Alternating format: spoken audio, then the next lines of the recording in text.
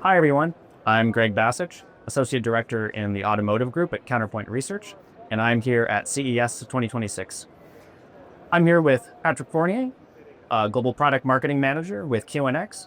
And one of the things that I've seen here at the event in that many companies in the automotive industry are trying to address is the challenge of moving to next generation software-defined vehicles.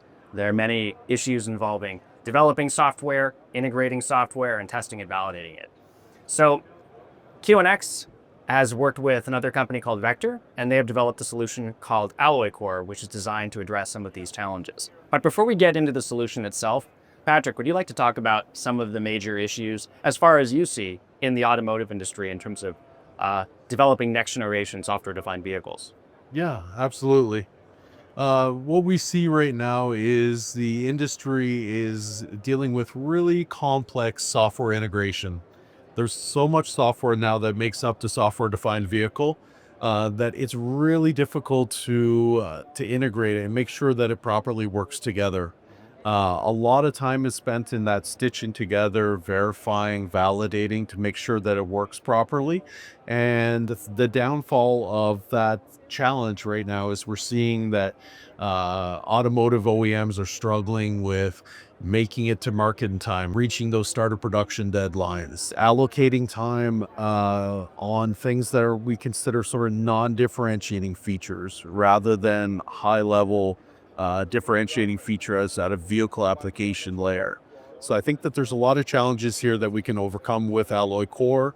We've talked to our customers, understood their challenges, and we've co-developed a solution with Vector that we're really excited to launch here at QNX or at CES. Was there a particular reason you decided to work with Vector as a partner? I think Vector and ourselves, we're both respective leaders in the industry. Vector in middleware, QNX in operating systems and hypervisor. So we saw each other in a lot of the same deals, both respective leaders. And I think we shared a similar mindset that we can help OEMs deal with a lot of these challenges they're facing. So Patryk, QNX has an interesting demo here that shows some of the major challenges that we're seeing in the automotive industry, and then also the solution and how Alloy Kore is designed to address those issues. Would you mind walking us through the demo? Yeah, absolutely. Happy to. So what we brought to CES here is an interactive, immersive object table that really brings to life the challenges and then how we address them as solutions. So what you see in front of you here, one of the key challenges we see is software fragmentation. If I click on one of these here, we'll go into a little bit further detail. Integration complexity, time and time again, has come up as one of the key challenges. And what we're finding is that, 40% of time and budgets are being spent on just doing this integration, this verification, validation, and testing. And so what this table is meant to display is really that we've listened to our customers, we've listened to the industry, we've had these challenges here, and we've purposely with Vector developed a solution in Alloy Kore that addresses all these challenges. Time to market is another challenge that we hear time and time again. Things like late stage fixes in particular can really cause a huge cost. Missed SOP deadlines can cost OEMs significantly.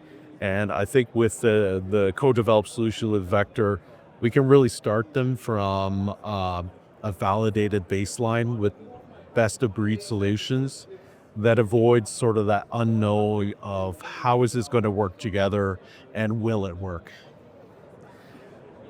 And then from a solution standpoint, with Alloy Kore, we follow sort of a story here.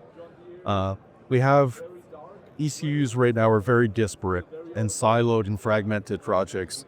So things like the OS level or the middleware component layer, they're all selected individually by ECU.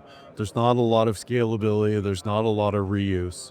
So with Alloy Kore, what we've done is we've developed a horizontal foundational layer.